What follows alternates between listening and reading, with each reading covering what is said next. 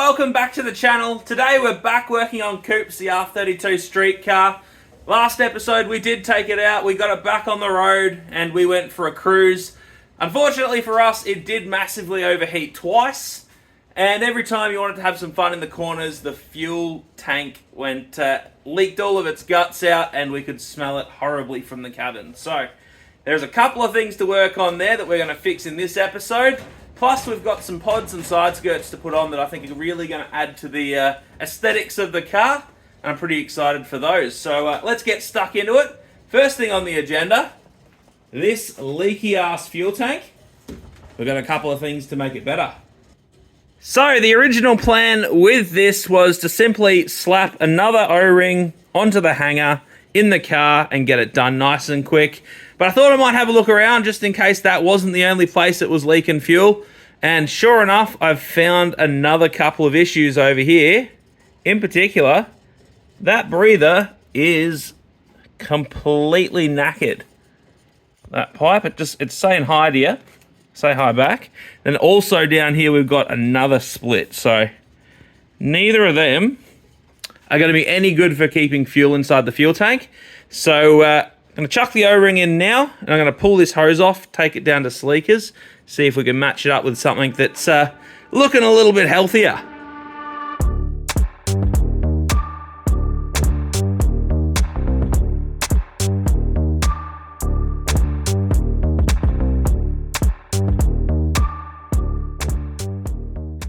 So I gave Sleekers Bears a call. The vent hose that I need for the fuel tank, it's a 5-week wait, it's ex-Japan.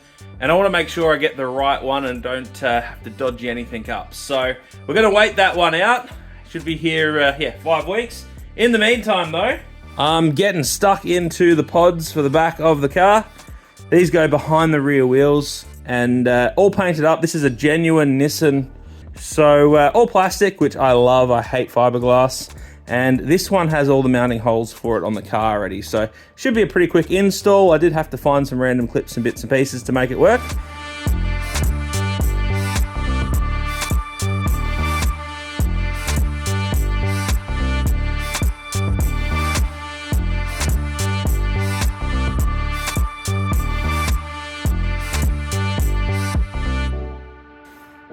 So back out in the shed, I got about half an hour to myself these days per day.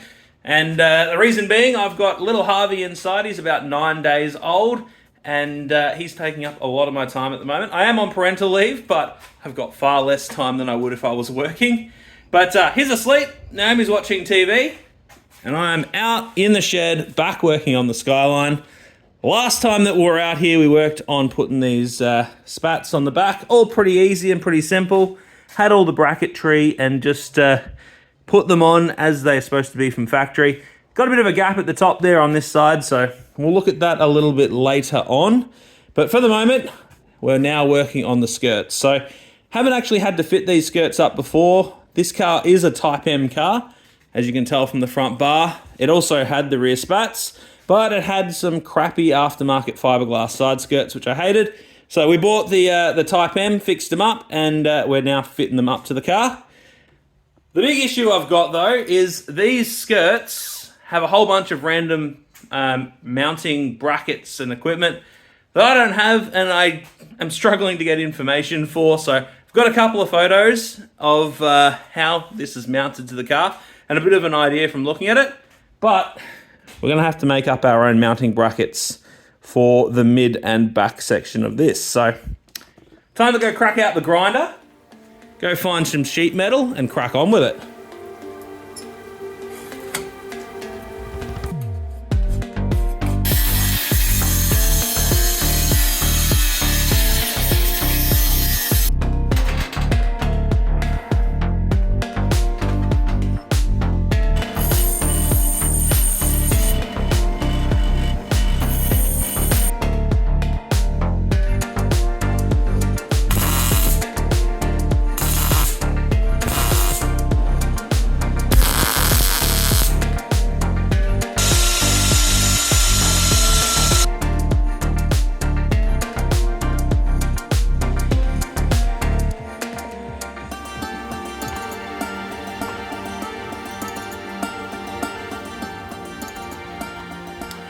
Righto, so we got those skirts on and they are looking pretty good, I reckon. With the exception of getting a little too happy with the heat gun, which kind of mucked up the paint. It did actually help with the fitment though, so yeah, my idea kind of worked with the heat gun. I do have to put these brackets on too. They go underneath the skirt and bolt onto one of the seams under the car. I think that's enough for today. I'm going inside and tomorrow I can get cracking on something else. So I gotta say, there is a lot of boring bits that have to go on a street car. Things that don't make you go any faster or really have that much more fun, but you gotta have them. One of those, sound deadening. So obviously, it's not a race car, it's not a drift car, it's a nice street car, and I don't want it to sound any more like a 90s tin can Nissan than it already needs to. So we need to put a sound deadening back into it. Thankfully, I kept a whole bunch of the pieces that did happen to come off, but we're also missing a fair few. I think that was because that rear quarter's actually been taken off before, and those people that did it, they did a bit of a dodgy job in general, and as a part of that, they threw out all those sound deadening pieces. So we've got this pad, we're gonna make up our own. Then I can chuck all the interior back in the car and we can get it feeling like a street car again. And also, if we get pulled over, they won't think it's a race car or won't defect us for a lack of seats or something stupid. So this one is a big one to get done. It's been weighing on my mind, weirdly, because it's such a pretty simple thing to do, but I don't know, it's kind of out of my wheelhouse from the stuff that I normally do. Anyway, let's do it.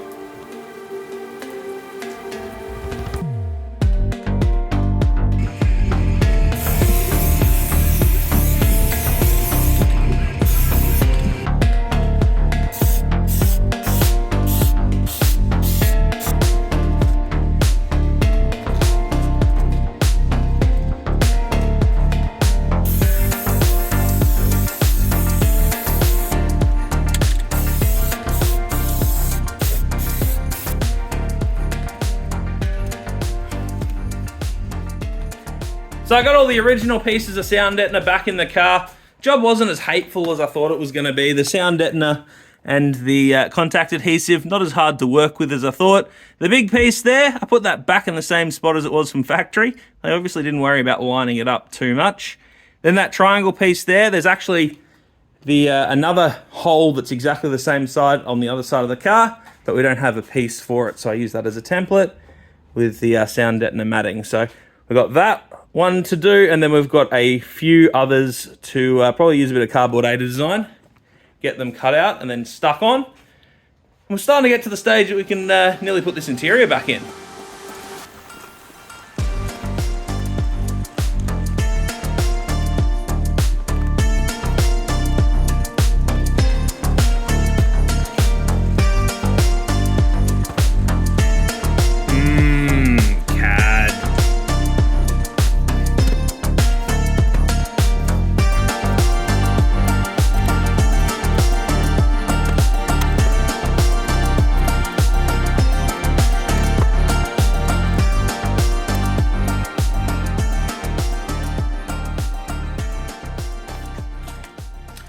Well, good news, everyone. I finally convinced my 2-week-old son to go to bed, despite the fact he very much did not want to. So, made it back out into the shed. Finished off the sound deadening. You can see I've done a fair bit on the driver's side there to replace the bits of sound deadening that we didn't have. I'm pretty happy with how it's come out. I did certainly go to town on it. So, with all the sound deadening done, that now means that I can move on to putting the interior back in the car, which I'm pretty excited about, to be honest. I've had a lot of the interior sitting in my office for the last 2 years and taken up a lot of space. Pretty keen to get it back into the car and out of my living space. So I made a start on putting the interior back together in the back of the car.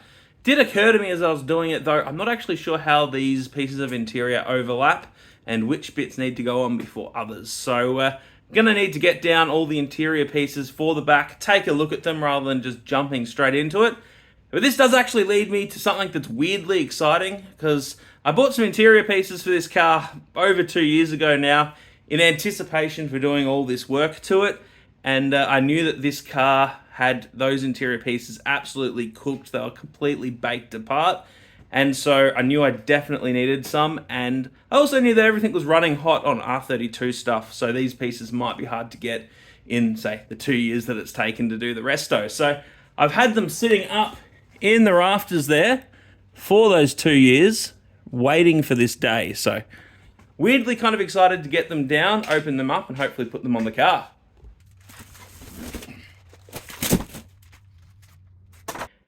So that was probably a little bit sketchy getting them down from the rafters, but we've got them down now. So these are the brand new interior pieces that I've had sitting up there for those 2 years. They're the rear quarter window interior pieces. And yeah, the ones in this car were absolutely cooked by the sun, completely unusable. And these ones are going to be a nice addition to the car. So flip them over in a second because I want to see if they've got the clips on them. But that is the part number in case you're wondering. There we go. Because sometimes Nissan part numbers aren't the easiest to find. Ooh. New clips and all. Fancy. Actually didn't know if they were going to come with clips. I thought I might be stuck there for a minute. But I'm pretty sure the roof lining has to be fixed before we can put these on. So time to go fix something else, I guess. So before I put the headliner in, I thought I might give it a little bit of a clean. Left-hand side, I've been cleaning. The right-hand side, I've still got to do. Pretty happy with it, to be honest. I used this Bowden's cleaner down there. And wasn't expecting it to do miracles, which it hasn't, but it has done a decent job. It's a fair few shades lighter and a lot less grubby. So far from perfect. There's still some grease marks and bits and pieces in it, but a hell of a lot better.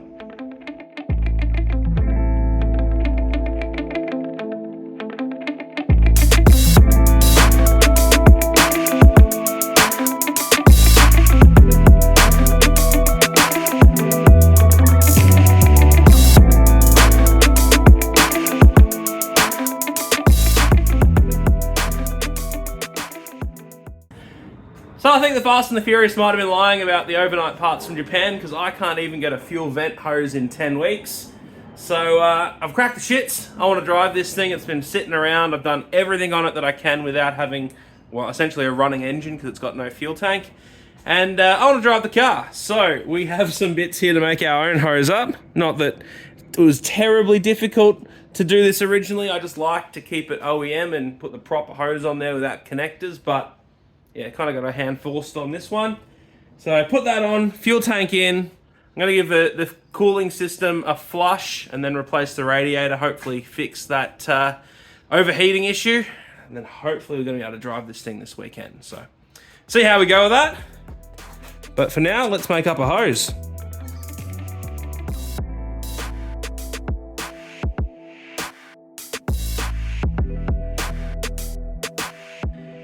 I think that should be good enough, at least for now. Hopefully it doesn't hit on the body of the car, but yeah, let's chuck this thing in. That thing, down there, that one. There we go.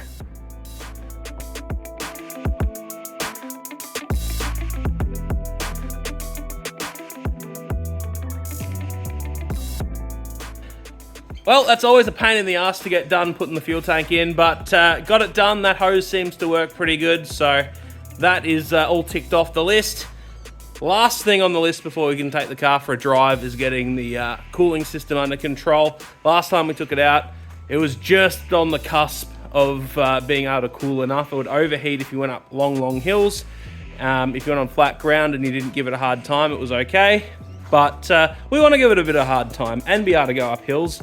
So got ourselves a new radiator, just a genuine Koyo replacement radiator, pretty much the same as what would have come in this, but without all of the rust and debris in the radiator. So hopefully that and a flush is the ticket to get this thing back on the road.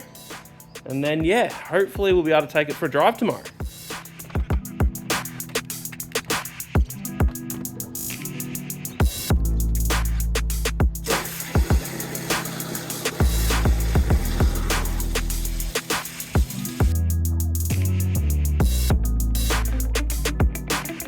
So with the old radiator out, I thought I might do a bit of a flow test. A bit crude with just the hose, but it might give us a bit of an idea if this one actually is blocked up compared to the brand new one there. So chuck the hose on it and see if it's able to flow all of that water out the pipe.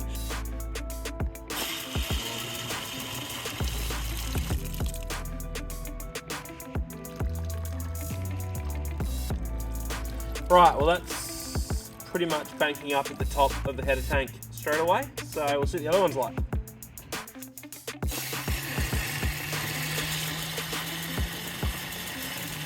I think we might have found our issue, Casper. What do you reckon?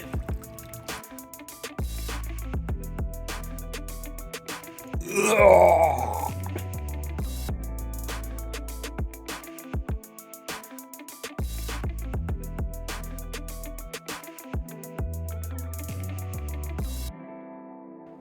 Well, I got everything done on the radiator side. No leaks, which is always nice.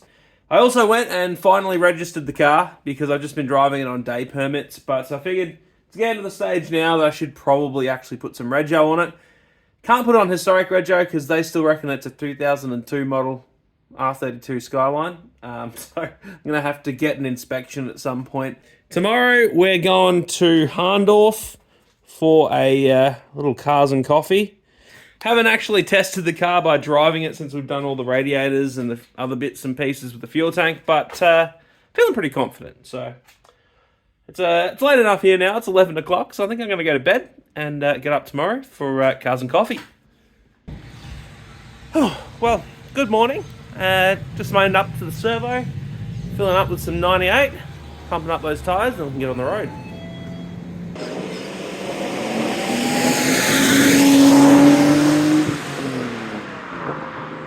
So yeah, it's driving pretty good now. No fuel tank smell, which is really good. It's not getting hot. It's honestly sitting at about 70 degrees, which it's a pretty cold day, so you wouldn't expect it to be getting hot, but it wouldn't have done that before. It was cruising at about 90 something. So very happy with that. The steering feel is nice and light. I do need to probably get a speedo cable because we're showing 0 at the moment, so I think that's a bit broken. The RB20, it's as laggy as ever. It doesn't seem to hit any decent kind of power until about 5.5, which this is a stock 25 turbo, so I thought it would have been a bit more responsive than that. But yeah, something we'll look into in the future. Now with all the sound deadening in, the car's actually quite quiet in here. It's actually a nicer ride than my E30, and this is on coilovers and the E30 is on V8 Bilstein. So a bit surprising in that department, but a good surprise, I guess.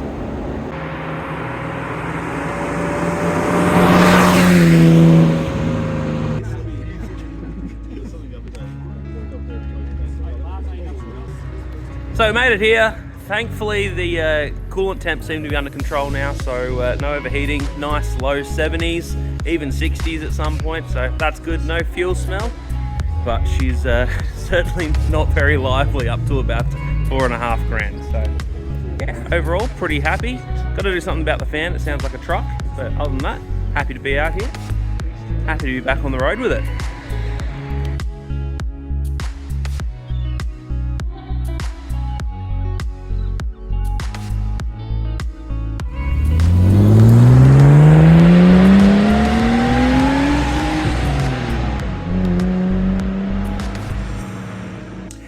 Well, that was supposed to be the end of the video. However, it's been a couple of days and I've realized I've done played myself. Like I said earlier in the video, this thing was absolutely gutless. I was blaming the RB20 just being a laggy piece of junk, but it may actually be my fault. See, about 2 years ago, I got this ready to go to my wedding, long before any of the rust repairs or the respray. Did a whole bunch of engine work, including putting the stock turbo back on it, or an RB25 turbo. It had some weird turbo before that. And as a part of that, I was rushing to get it done. I couldn't get the correct size circlip to hold the wastegate actuator onto the internal gate. And I just sat it on there and thought, that should be good enough for the 2 kilometers I have to drive to the wedding. And sure enough, I forgot all about that. And we've been driving around with wastegate and the wastegate actuator not actually connected at all. Wastegate naturally was just sitting fully open the entire time that I was driving, and that would be why it wasn't building any boost. So fix that up now, and she goes pretty hard. So I retract my derogatory statements about RB20s. It's much better than it was, and it's actually pretty fun to drive now. So with that in mind, this is actually the end of the video. So thanks for watching. Like and subscribe if you happen to actually be watching it still. And yeah, I will hopefully do another video on this at some point in the future. Whether that's a turbo upgrade or some wheels, I don't know. But yeah, I'll see you on the next one. Cheers.